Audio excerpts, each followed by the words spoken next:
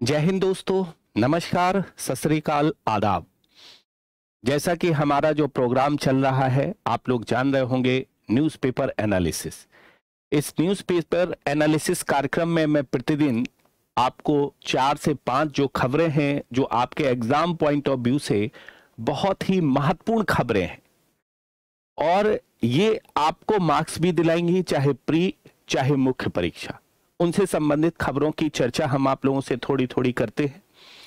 Main उद्देश्य यह है कि प्रारंभिक परीक्षा के संदर्भ में क्या क्या न्यूज बन सकती है, न्यूज़पेपर कैसे पढ़ें जिससे आपको एक आदत पड़ जाए, और आदत पड़ने के बाद में आप उस न्यूज़पेपर एनालिसिस की प्रोसेस को बड़ी अच्छी तरीके से समझ पाए। तो हमारा ये कार्यक्रम प्रतिदिन सुबह 6 बजे प्रारंभ होता है। अगर आपको ये कार्यक्रम हमारा अच्छा लग रहा हो और ये प्रोग्राम अच्छा लग रहा हो, तो एक लाल बटन है जिसको सब्सक्राइब बटन बोलते हैं, उस बटन को आप लोग थोड़ा सा क्लिक कर दीजिएगा, जिससे आपको हमारे नोटिफिकेशन मिलते रहें और न्यूज़पेपर से संबंधित खबरें आप तक पहुंचती रहें। तो दोस्तों, आज हमारा जो 16 दिसंबर है उसकी न्यूज क्या क्या है, उसको हम लोग देख लेते हैं आप लोगों के बीच में कि क्या क्या हमारी अब आगे की न्यूज है जो अखबार में दी है। द हिंदू न्यूज़पेपर की ये न्यूज है और बहुत ही महत्वपूर्ण न्यूज के रूप में जाना जाता है। और इसमें यह कहा गया है कि China builds ropeway roads near tri junction. China ने एक रोपवे ट्राई जंक्शन के क्षेत्र में बनाने का कार्य करना शुरू कर दिया है, इस तरह की बात इसमें लिखी हुई है। और यहां पर चाइना जो है अपना एक पूरा का पूरा रोड और इंफ्रास्ट्रक्चर को डेवलप कर रहा है, इस बात को दिखाया गया है। ये जो ट्राई जंक्शन क्षेत्र है, ये ट्राई जंक्शन जो क्षेत्र है, याद रखेंगे, डोकलम प्लेटू जो है उसके पास में चाइना इस तरह का विस्तार कर रहा है। और ये वास्तव में ट्राई जंक्शन जो पूरा का पूरा सिस्टम है, उस सिस्टम को इंडिया, भूटान और चाइना, ठीक है, इंडिया, भूटान और चाइना के संदर्भ में देखना चाहिए। यह वास्तव में जो ट्राई जंक्शन है उसमें रोपवे के निर्माण से होगा क्या कि चाइना अक्सर ये भारत के संदर्भ में कहता रहा है कि, और उनके जो सिपाही हैं वो अक्सर ये कहते रहे हैं कि भारत जो है वो ऊंची वाली चोटी पर कब्जा किए हुए, और ऊंचाई वाली चोटी पर कब्जा करने के कारण से हमारे अंदर की हर गतिविधि को देखने का कार्य करता है। और इसीलिए चाइना चाहता है कि हमारे डोकलाम वाले क्षेत्र पर और भारत के कुछ अन्य क्षेत्रों पर जो ऊंचाई पर स्थित है उन पर कब्जा कर ले। अगर वो कब्जा करता है तो भारत के क्षेत्र पर अंदर तक निगरानी कर सकता है, लेकिन भारत इसका मौका नहीं देता है। समय समय पर इसका झगड़ा भी हुआ है। चाइना के साथ हमारे जो संबंध देखे जाए वो 2014 के पश्चात में अगर देखे जाएं तो बहुत अच्छे नहीं है, खासतौर से भौगोलिक सीमा के संदर्भ में। और भौगोलिक सीमा के संदर्भ में अक्सर चाइना के साथ में हम लोगों की मुठभेड़ होती है और हमारे सैनिक और उनके सैनिक आमने सामने आ जाते हैं। तो ये देख रहे होंगे आप कि डोकलम प्लेटू ये है, ठीक है, सिक्किम ये है, सिलीगुड़ी कॉरिडोर ये है, और चाइना क्लेम लाइन, ये एक तरह से चाइना जो है, ये आप देख रहे होंगे सीमा रेखा, इस पर क्लेम करता है चाइना, और इस पर क्लेम करता है। और दूसरा आप देख रहे होंगे तिब्बत वाला जो क्षेत्र है जो चाइना अपना क्लेम करता है, और क्लेम करता है, इस तरह से विवाद की कंडीशन है। भारत ने इसको जब पूरा का पूरा मूल्यांकन करवाया तो भूटान ने तो ये कह दिया कि भैया इस तरह की कोई एक्टिविटी नहीं है, कोई एक्टिविटी नहीं है। लेकिन भारत के जो इंटरनल सोर्स हैं, जो आंतरिक सोर्स हैं, वो आंतरिक सोर्स कह रहे हैं कि वहां पर चाइना बड़ी तेजी से क्या कर रहा है, इंफ्रास्ट्रक्चर का डेवलपमेंट भी कर रहा है, और इसके अलावा वहां पर रोड और अदर एक्टिविटी भी कर रहा है। हां, ये अलग बात है कि चाइना इस तरह की जो चीजें कर रहा है, उन चीजों पर भूटान ने यह कहा है कि वहां इस तरह की एक्टिविटी नहीं हो रही है। लेकिन अगर चाइना इसी तरह से एक्टिविटी करता है तो निश्चित तौर पर सीमा रेखा पर ये जो विवाद है वो हमेशा ही चलता रहेगा। चाइना को अपनी इस सीमा रेखा के विवाद को रोकना पड़ेगा, तभी यहां पर चीजें बढ़ेंगी। तो आपको तो क्या है कि पीटी पॉइंट ऑफ व्यू से बस इतना जानना है कि ये जो चाइना क्लेम लाइन है उसको थोड़ा समझना होगा, डोकलाम प्लेटू को समझना होगा, सिक्किम को समझना होगा। तो ये स्ट्रक्चर आपको समझना होगा और रोपवे वहां पर बना रहा है, इस बात को आपको समझना है पीटी पॉइंट ऑफ व्यू से। ठीक है, दूसरा हम लोग यहां पर मुद्दा देख लेते हैं। न्यूज़पेपर में यह भी खबर आई है जो बहुत ज्यादा हाईलाइटेड खबर है।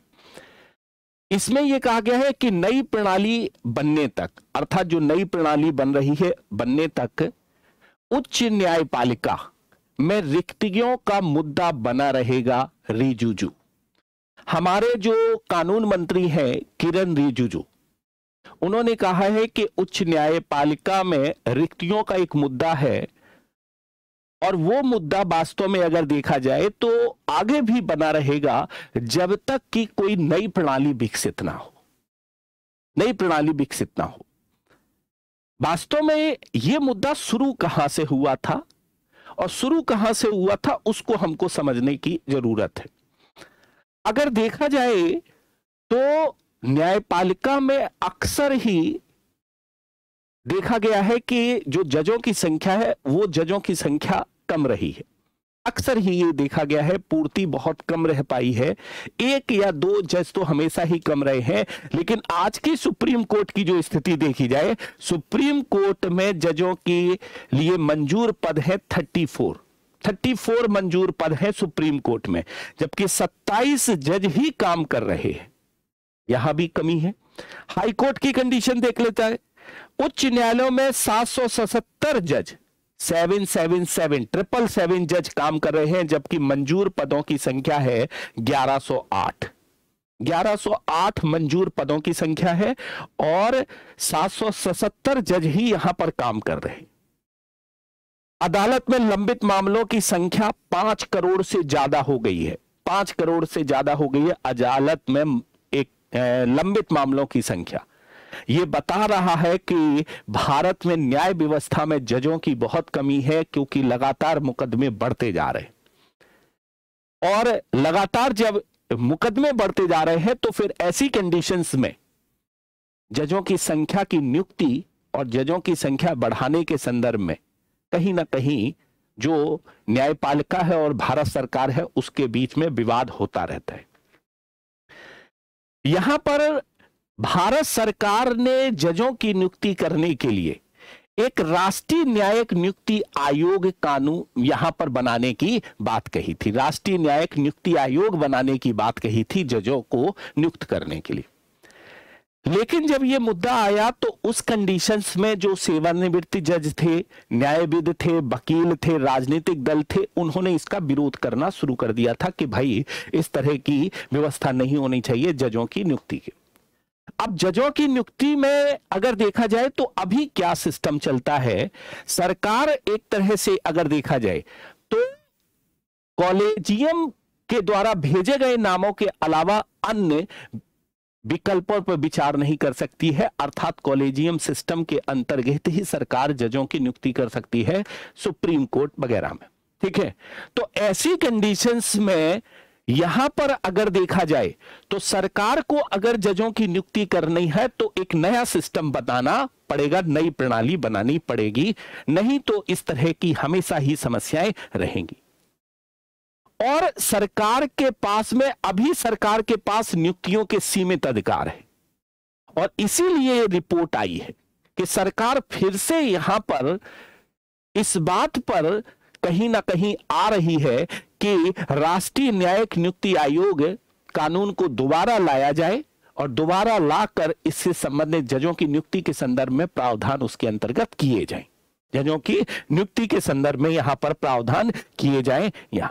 ठीक है, रिजिजू ने कहा है कॉलेजियम प्रणाली को ज्यादा से ज्यादा पारदर्शी और जवाबदेह बनाने के लिए राष्ट्रीय न्यायिक नियुक्ति आयोग कानून को अप्रैल 2015 में संसद के दोनों सदनों ने सर्वसम्मति से मंजूरी दी थी और उसे 2/3 राज्यों ने मंजूरी दी थी। इस कानून को सर्वोच्च न्यायालय में चुनौती दी गई और जजों ने 16 अक्टूबर 2015 को इसे असंवैधानिक करार दे दिया। तो फिर से कहीं ना कहीं इस पर चर्चा हो गई है कि इस नियुक्ति के संदर्भ में, जजों की नियुक्ति के संदर्भ में हमको एक नई प्रणाली विकसित करनी होगी और अगर नहीं डेवलप किया तो फिर समस्याएं उत्पन्न होंगी। तो ये एक बहुत चर्चा का विषय है आज की न्यूज के हिसाब से। आपको यहां पीटी के पॉइंट ऑफ व्यू से याद रखना है, सुप्रीम कोर्ट में जजों के मंजूर पद हैं कितने? 34, जबकि 27 जज ही काम कर रहे हैं। इसको आपको याद रखना है, ठीक है।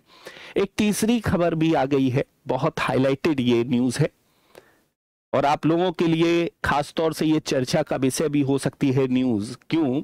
क्योंकि फीफा विश्व कप फ्रांस ने जीता मुकाबला और मोरक्को ने दिल। मोरक्को एक ऐसा देश था जो कई देशों को हराकर यहां पहुंचा था सेमीफाइनल में, और सेमीफाइनल में एक तरह से क्या है कि मुकाबले में फ्रांस जीत गया है, अब फाइनल होगा और फ्रांस जीता है तो मोरक्को की टीम को विश्व कप सेमीफाइनल मुकाबले में फ्रांस के हाथों 2-0 से हार मिली है।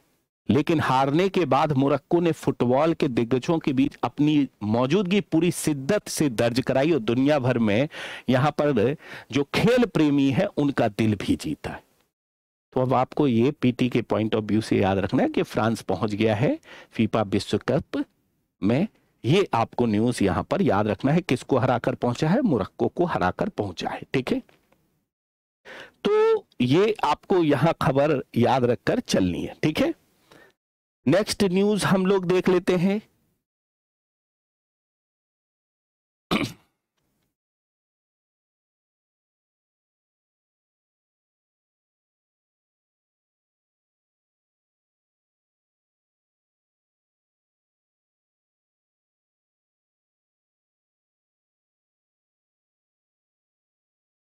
चलिए नेक्स्ट न्यूज हम लोग देख लेते हैं। एक न्यूज आई है, बहुत हाईलाइटेड न्यूज है ये, और बहुत हाईलाइटेड न्यूज है।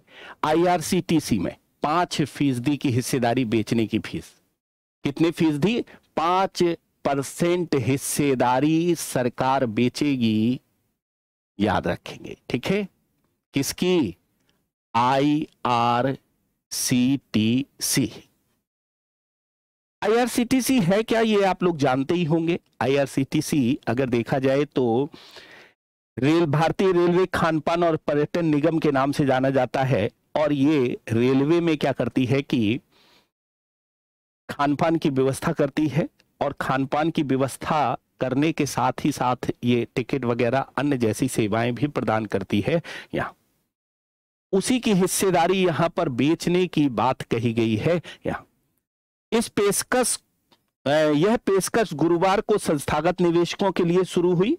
खुदरा निवेशकों के लिए आईएफएस शुक्रवार को खुलेगा, अर्थात खुदरा निवेशकों के लिए यह पहुंचेगा, रिटेल इन्वेस्टर्स के लिए यह पहुंच जाएगा कब? शुक्रवार को यहां पर, और गुरुवार को संस्थागत निवेशक के रूप में, अर्थात कल यहां पर जो खुदरा निवेशक है शुक्रवार को वो हो चुके हैं, और गुरुवार को अगर देखा जाए तो गुरुवार के कंडीशंस में ये जो संस्थागत निवेश है उनके लिए खोल दिया गया। तो अब आपको याद रखना है कि सरकार ने किसकी हिस्सेदारी बेची है। तो प्रश्न यहां पर यह बनेगा कि सरकार ने किसकी हिस्सेदारी बेची है, तो आपको याद रखना है आईआरसीटीसी की हिस्सेदारी सरकार के द्वारा बेची जा रही है। कितने %? 5%, ठीक है। एक और खबर आ गई है कि 5 वर्षों में भारत ने 19 देशों के 177 विदेशी उपग्रहों का प्रक्षेपण किया। मतलब सरकार यहां पर एक और न्यूज को अखबार में प्रकाशित करवा रही है। क्या प्रकाशित करवा रही है? और वो न्यूज राज्यसभा में कही जा रही है। वो न्यूज राज्यसभा में कही जा रही है कि 5 वर्षों में भारत ने 19 देशों के 177 विदेशी उपग्रहों का प्रक्षेपण किया है। तो ये न्यूज क्या कहती है, इसको थोड़ा सा देखते हैं हम लोग और देखकर इसको समझते हैं, ठीक है। सरकार ने गुरुवार को राज्यसभा में बताया कि पिछले 5 वर्षों में भारत ने 19 देशों के 177 उपग्रहों को सफलतापूर्वक प्रक्षेपण किया है, ये बताया है। और इसके माध्यम से लगभग 94 मिलियन अमेरिकी डॉलर एवं 46 मिलियन यूरो विदेशी मुद्रा राजस्व की प्राप्ति हुई है, ये बात कही है। और प्रधानमंत्री कार्यालय में राज्य मंत्री जितेंद्र सिंह ने एक सवाल के लिखित जवाब में उच्च सदन में यह जानकारी दी है कि सरकार ने इस तरह से बताया है क्या कि हमने 19 देशों और लगभग 177 उपग्रहों का प्रक्षेपण किया है और उससे बहुत ज्यादा पैसा भी प्राप्त किया है। उन्होंने बताया कि जिन देशों के उपग्रहों को सफलतापूर्वक प्रक्षेपण किया गया उनमें ऑस्ट्रेलिया है, ब्राजील है, कनाडा है, कोलंबिया है, फिनलैंड है, फ्रांस है, इजराइल है, इटली है, जापान है, लिथुआनिया है, लग्जमबर्ग है, मलेशिया है। ये सारे देश यहां पर क्या है कि शामिल है जिन्होंने प्रक्षेपण किया है, उसको बताया गया है। ठीक है, एक बात और याद रखेंगे कि वर्ष 2018 में गगनयान कार्यक्रम की घोषणा की गई थी। कौन सा कार्यक्रम? गगनयान कार्यक्रम कब स्टार्ट किया गया था? 2018, याद रखेंगे दोस्तों, जिसका उद्देश्य स्वदेशी मानवयुक्त अंतरिक्ष उड़ान क्षमता का प्रदर्शित करता है। याद रखेंगे कि गगनयान कार्यक्रम 2018 में शुरू किया गया था। ठीक है, नेक्स्ट हमारी जो खबर आई है वो भी देख लेते हैं।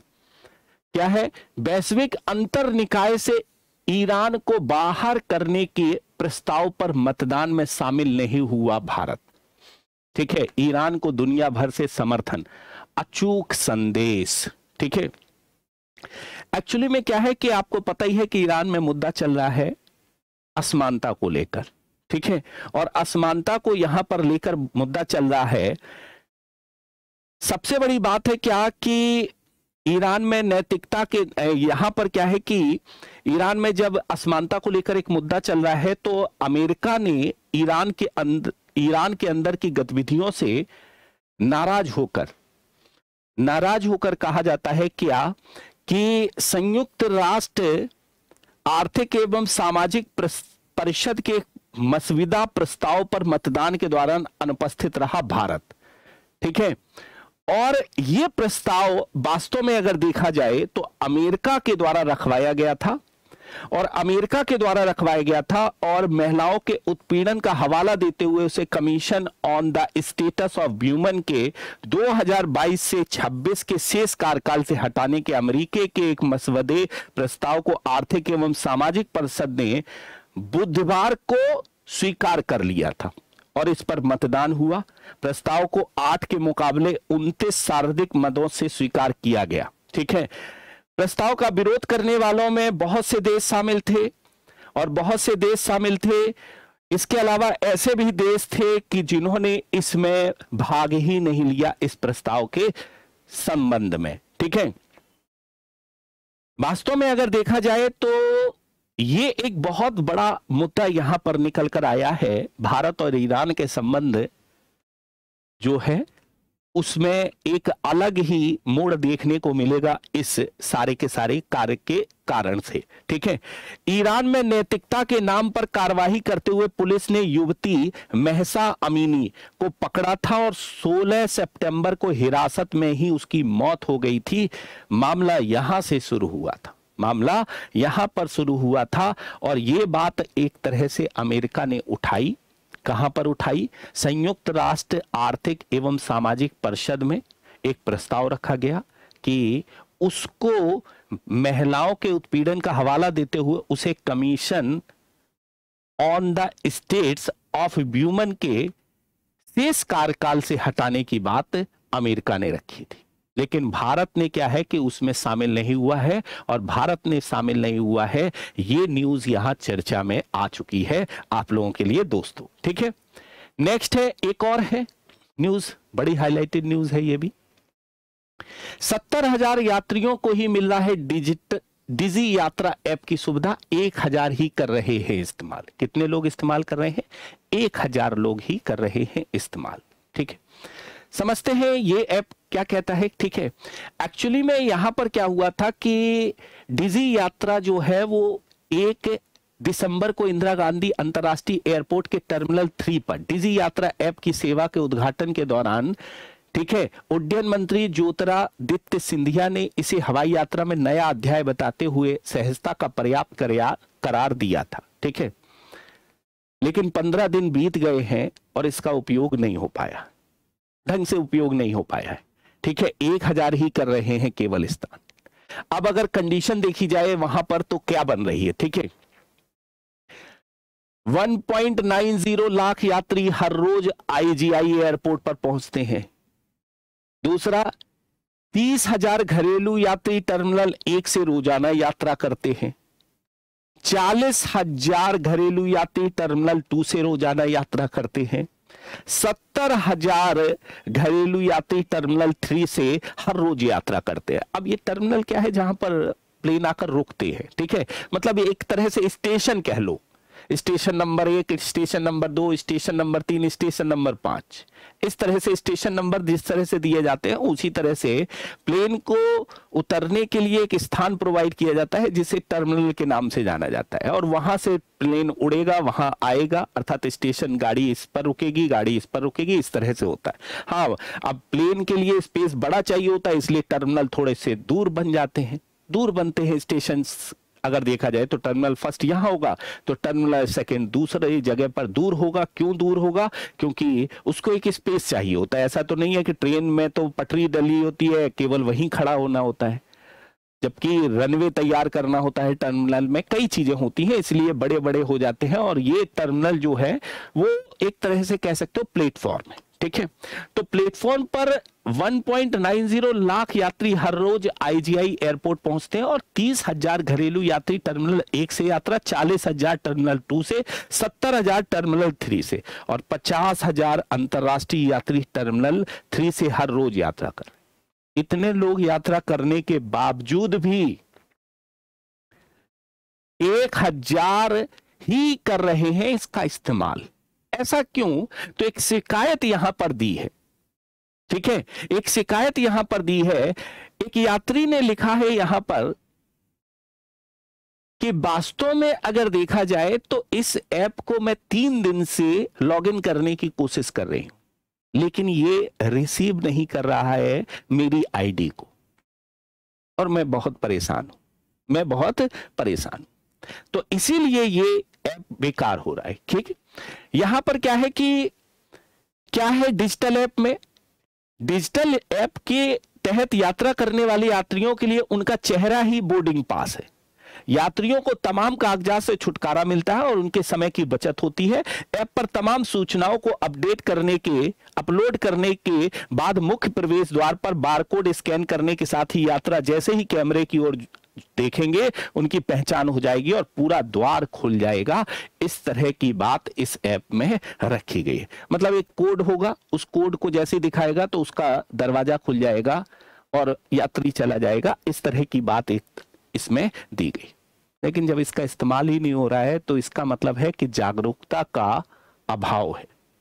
सरकार को इस पर काम करना पड़ेगा और बताना पड़ेगा। तो आपको याद रखना है क्या, डिजी यात्रा ऐप।